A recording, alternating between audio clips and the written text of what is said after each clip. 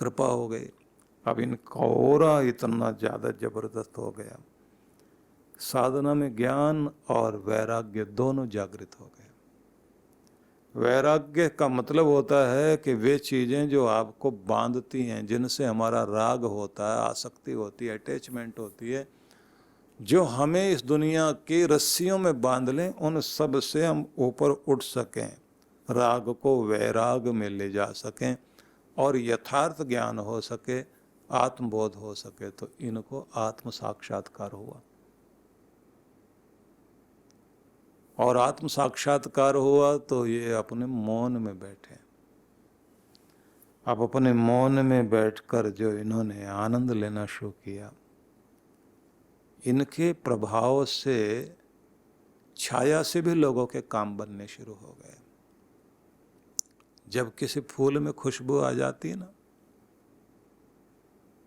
किसी फल के पक जाने से पहले जब वो पकने लगता है, पक्षियों को भी खबर होने लग जाती है, लोगों को भी खबर होने लग जाती है, इसके पास में कुछ, इस पेड़ के पास में कोई ढंग की चीज आ गई है। दुनिया भर के लोग लेने के लिए पहुंच जाते हैं। अब इनके आसपास भी भीड़ लगने लग गई। इनकी मेहर भरी नजर किसी के ऊपर पड़े तो कल्याण हो जाए। सबको ये कहें नाम जपो, लेकिन सबसे ज्यादा एक बात कहें कि एक चीज सीख लो। क्या? चुप होना सीख लो। आपको आश्चर्य लगेगा कि इनकी समाधि पर लिखा हुआ है चुप, केवल चुप और कुछ नहीं। मतलब एक संत धरती से विदा हो गया और देकर क्या गया? चुप। विचार चुप हो जाएं, तुम्हारे मन के अंदर चलते हुए विचारों की लहर, उनको चुप करो। अपने इतने ज्यादा बोलते हो उसको चुप करो। तुम्हारे कानों में न जाने कितने कितनी ध्वनियां गूंज रही हैं, उस शोर को शांत करो। भीतर जो दुनिया की यादें बसी हुई उसको शांत करो। तो उन्होंने क्या कहा? उनकी वाणी है चुप साधन, चुप साध्य है। चुप ही साधन है, चुप का ही तरीका है, और उसके माध्यम से जो कुछ पाना है वो भी चुप है। मौन ही रास्ता है और मौन ही मंजिल है।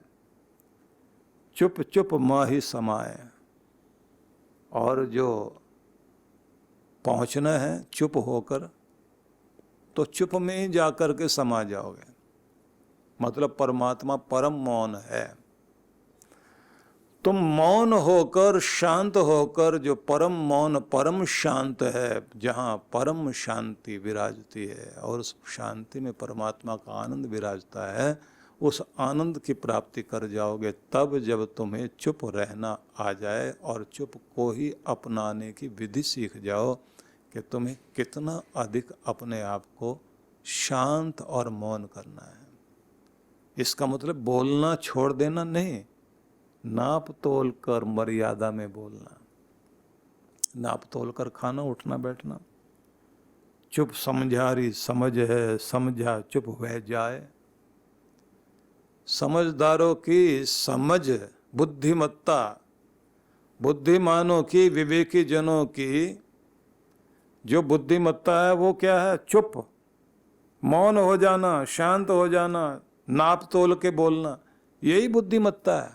मूर्ख ज्यादा बोलेगा, मूर्ख आदमी इतना बोलेगा कि उसको चुप कराना मुश्किल होता है, और समझदार बहुत नपतुला बोलता है। और भारत में तो बड़ा अद्भुत प्रयोग हुआ। भारत में अद्भुत प्रयोग हुआ कि जिन्होंने समाधि में बैठ करके कुछ पाया, तो उन्होंने उसके बाद जब दुनिया ने मांगा कि कुछ लिखो, तो सूत्र दिए छोटे छोटे छोटे छोटे, और उनके सूत्र कितने अद्भुत हैं इन ऋषियों के। गौतम, कपिल, कणाद, जैमिनी, ये जितने भी ऋषि हमारे हुए, पतंजलि हुए, इन सबके अगर आप वचनों को सुने तो इन्होंने इतनी सारी बात को छोटे से 2 शब्द बोल दिए बस।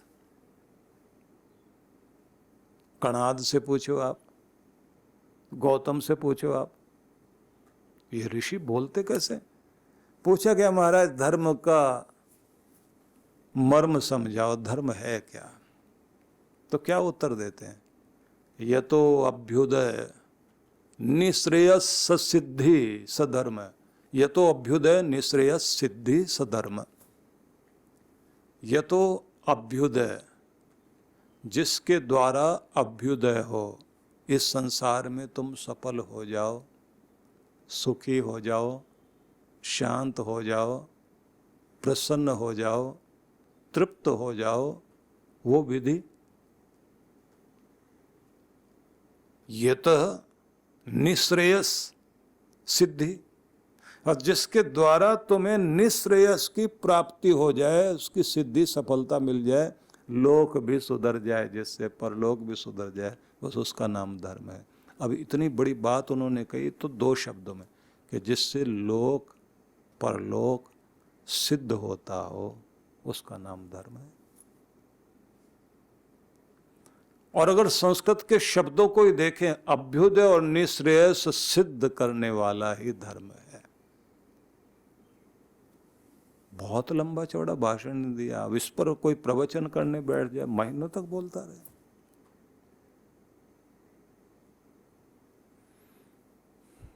गौतम ऋषि से जब पूछा गया कि बताइए महाराज ये दुनिया बनी क्यों, तो छोटा सा ही वाक्य बोला ना, भोगापोर्गार्थम दृश्यम, अपने कर्मों का भोग भोगने के लिए और अपवर्ग मोक्ष को प्राप्त करने के लिए तुम्हें ये संसार बना कर दिया गया, इसलिए दुनिया में आए हो। पतंजलि से पूछा गया महाराज तुम्हारा योग क्या है, अथ योगानुशासनम। छोटे से वाक्य में सब कह दिया। तो बोलना तो है, लेकिन सार गर्भित महत्वपूर्ण, तुम्हारा बोला हुआ महत्वपूर्ण हो जाए। सार्त्र एक बहुत बड़े चिंतक दार्शनिक हुए हैं, जिन्होंने अपनी ऑटोबायोग्राफी लिखी द वर्ड नाम से। शब्द, कि शब्द से ही तुम्हारी यात्रा शुरू होती है, शब्द ही याद किए जाते हैं, तुम्हारे कर्म शब्दों में याद रखे जाएंगे। तुम जो कुछ भी कर रहे हो, समझ रहे हो, सब में शब्द है, दुनिया शब्द ही है। दुनिया से चले जाओगे तो तुम्हारे आखिरी शब्द याद किए जाएंगे, और तुम्हें ये भी पता नहीं कि तुम्हारे आखिरी वक्त कौन सा होगा। तो जब भी बोलो तो यही समझना कि शब्द आखिरी हैं, महत्वपूर्ण होने चाहिए। तो आगे बढ़ते हैं। तो उन्होंने यही कहा कि चुप रहना, मौन साधन भी है, साध्य भी है। चुप में समता है, चुप समझने वालों की समझ है। जो समझे वो चुप हो गए, और उनकी मूर्ति के पास में बस यही लिखा है, जहाँ उनकी मूर्ति है बस एक शब्द लिखा हुआ, चुप। वे पशु पक्षी जीव सबसे प्यार करती करती, प्रेम बरसाती भी संदेश दे गई, चुप, के मौन। बोलत बोलत सब कहें, चुप हो के ढूंढे नाए, जो चुप हो के खोजन करें, वे गूंगे गुड़ खाएं। गूंगे को जैसे गुड़ दिया जाए तो स्वाद में रोम रोम खुश है उसका, लेकिन बता नहीं सकता। बस ऐसे ही जिसने चुप होकर अपने अंदर उस परम शांति को, उसके स्रोत को खोज लिया, बस उसको वैसा रस मिल गया जैसे गूंगे को गुड़ मिल गया। तो ये सब मैंने आपको इसलिए सुनाया है कि जब ये कहा गया कि उठो और जागो, ईश्वर प्राप्ति की, भगवत प्राप्ति की इच्छा करो, ये संदेश उपनिषद का है। तो उसी में आनंद की खोज के लिए हमारी यात्रा यहाँ से आगे बढ़नी चाहिए कि हम अपने भीतर के मौन को साधने वाले बन सकें। और ये भी ध्यान रखिए, आपकी की गई भक्ति, जन्म जन्मांतरों की गई भक्ति, वो व्यर्थ नहीं जाती, वो आपके साथ शक्ति बनकर आती है। जैसे यात्रा जीवन की कहीं से भी शुरू हुई हो, लेकिन भगवान ने लाकर वहाँ मिला दिया कि जहाँ से उसके जीवन में भक्ति चरम तक पहुँच गई, और फिर उस चरम तक पहुँचकर खुद भी आनंद लिया और दुनिया को भी प्रकाश दे गए। सामान्य जिंदगी जीने वाले तो बहुत लोग हैं, लेकिन जीवन को विशेष बनाने वाले लोग तो वही होते हैं जिनके ऊपर परमात्मा की कृपा होती है। इसलिए कहा जाता है कि प्रत्येक व्यक्ति को अपने हृदय के अंदर परमात्मा का नाम बसाना चाहिए। दीपक 12 नाम का महल भया उजियार। परमात्मा के नाम का दीपक जलाया, उस नाम को जपना शुरू किया, तो इस महल में रोशनी होनी शुरू हो गई। आपके अंदर में परमात्मा के नाम की रोशनी होनी शुरू हो गई। महल भया उजियार, नाम का तेज विराजा। महल के अंदर प्रकाश हुआ, अब नाम का तेज, तेजस्वी रूप अंदर आने लग गया। अंदर का तेजस्वी रूप क्या होता है? जैसे सूर्य का तेजस्वी रूप होता है कि उससे आंखें ना मिला सके और धूप में ना खड़ा हो सके। तो गलत चीजें आपके अंदर ठहरती ही नहीं, लापरवाही नहीं, आलस्य नहीं, गलत चीजें आप करोगे ही नहीं। कड़वा अगर आप बोलने लगे हैं तो आप खुद कहेंगे बीमार हो क्या? इंसानों की भाषा में बोलना, ये इस तरह की भाषा तुम्हारी नहीं होनी चाहिए। गुर्राने वाली, भौंकने वाली भाषा, चीखने चिंगाड़ने वाली भाषा, वो सब पशुओं की है, मनुष्यों की नहीं है। मनुष्य की भाषा मधुर होती है, वह भाषा जो हृदय तक जाए। देखिए, जीभ के साथ एक बड़ी अद्भुत चीज जुड़ी हुई है। जीभ जहां है, यहां से इसके दो भाग, एक भाग हृदय से जुड़ रहा है, दूसरा मस्तिष्क से जुड़ रहा है, बीच में है ये। तो इसलिए कहा जाता है कि ऊपर वाला भाग कहता सोच समझ के बोल, और नीचे वाला बोल, ये हृदय कहता है कि जो बोल हृदय तक पहुंच। अगर दिल तक पहुंच सकता है तो तेरा बोलना ठीक, और अगर दिल तक नहीं पहुंच सकता, तुम्हारा बोलना दिल तक असर नहीं करता, तो फिर तो तुम जो कुछ बोल रहे हो, कर रहे हो, वो एक कसरत है, और वो बुरी भी हो सकती है, अच्छी भी हो सकती है, लेकिन अच्छा प्रभाव हृदय तक जाना चाहिए। दीपक 12 नाम का, भगवान के नाम का दीपक जलाओ। पलटू साहब का संदेश है ये, महान संदेश है। पलटू की वाणी ऐसी है, उलट पलट कर दे जो, उथल पुथल मचा दे जो। आपको जीवन कितना भी उल्टा हो, तो पलटू कहते हैं इसको सीधा करने का एक ही तरीका है, उल्टे को उल्टा करो। उल्टे को उल्टा कर दोगे तो सीधा हो जाएगा ना। अद्भुत है प्रयोग उनका। कहते हैं जीवन में एक ही ढंग आना चाहिए, परमात्मा के नाम को जिह्वा पर बसाओ, उसकी रोशनी आप अपने अंदर लाओ, और अपने हृदय में, अपने इस महल में उसका प्रकाश होने दो। उसका प्रकाश क्या होता है? भगवान का नाम जपते जपते आपके हृदय में शांति आनी शुरू हो जाए, आपके रोम रोम में शांति आनी शुरू हो जाए, संतुलन आना शुरू हो जाए, संतुष्टि आनी शुरू हो जाए, आपकी वाणी के अंदर का उद्वेग समाप्त हो जाए। वाणी का उद्वेग जो है वह व्यक्ति को, खुद को भी दुखी करता है, दूसरों को भी करता है। क्योंकि आग जहाँ जलेगी वहाँ सबसे पहले तो जहाँ जलती है उसको नष्ट करती है, उसको जलाती पहले, फिर जिसके ऊपर फेंक दी गई तो उसका तो बुरा करेगी, जो ईंधन डाला गया उसको जला देगी। इसलिए महल भया उजियार, अंदर होगी रोशनी, और उसी के साथ में प्रकाश का जो तेज आता है, उस तेज का प्रभाव होगा कि आपके अंदर के कलमश हटेंगे। शब्द किया प्रकाश मान सर ऊपर छा जा।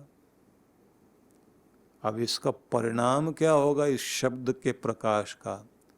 तुम्हारे ऊपर अमृत का मान सरोवर छा जाएगा और बूंदे अंदर बरसेंगी। लेकिन कैसे, इस पे भी हमने चर्चा करनी है। और ये चर्चा करने का मतलब ये है कि जो अब मैं आपको बताऊंगा, देखिए 6 चीजें ऐसी होती हैं जिनके प्रति हम लोग बहुत लापरवाह रहते हैं। एक तो खुद के प्रति, एक भगवान के प्रति। खुद के प्रति लापरवाह पूरे और भगवान के प्रति भी लापरवाह। संतान के प्रति, संपत्ति के प्रति, स्वास्थ्य के प्रति। अब ये चर्चा करेंगे, लेकिन कल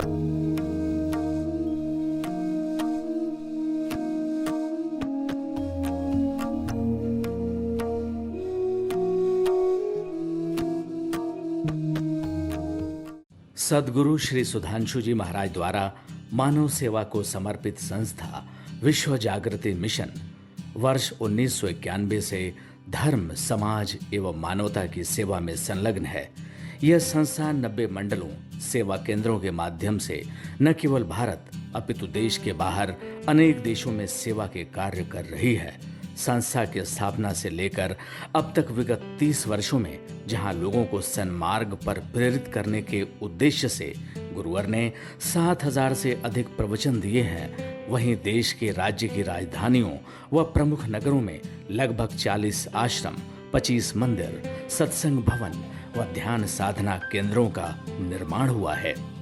दिल्ली में करुणा सिंधु धर्मार्थ अस्पताल एवं फरीदाबाद के आरोग्य धाम अस्पताल में लाखों जरूरतमंद रोगियों का उपचार व ऑपरेशन किया गया है। अनाथ गरीब बच्चों के लिए सूरत में अनाथाश्रम, दिल्ली एवं कानपुर में गुरुकुल, फरीदाबाद में ज्ञानदीप विद्यालय, मुरादाबाद में सृजन प्राइमरी स्कूल, झारखंड के रुक्का खूंटी गांव में आदिवासी बच्चों के लिए 2 पब्लिक स्कूल समेत दिल्ली में उपदेशक महाविद्यालय भी बनाया गया है। इन शैक्षणिक संस्थाओं में लगभग 2500 बच्चों को शिक्षित व संस्कारित किया जाता है। दिल्ली के आनंदधाम आश्रम में जहां वृद्धाश्रम एवं वानप्रस्थ संचालित हैं, वहीं आश्रम की कामधेनु गौशाला में 125 गौओं की सेवा की जाती है।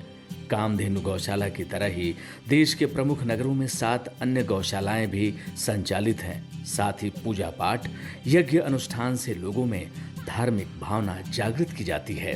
ओम अग्नये सप्तजिह्वाय स्वाहा, ओम अग्नये हव्यवाहनाय स्वाहा, ओम अग्नये शोधनजाताय स्वाहा। गरीब जरूरतमंद महिलाओं को सक्षम बनाने के लिए जहां कई तरह के प्रशिक्षण दिए जाते हैं, वहीं गरीब कन्याओं के विवाह में सहयोग भी किया जाता है। प्राकृतिक आपदा जैसे कि बाढ़, भूकंप, तूफान आदि में जहां मिशन द्वारा प्रधानमंत्री राहत कोष में सहयोग किया जाता है, वहीं जैसे वर्तमान में चल रही महामारी कोरोना संकट काल में जरूरतमंदों को भोजन, राशन किट व सांसों के संकट से जूझ रहे जरूरतमंद मरीजों को देश विदेश से मंगाकर ऑक्सीजन कंसंट्रेटर बांटे गए।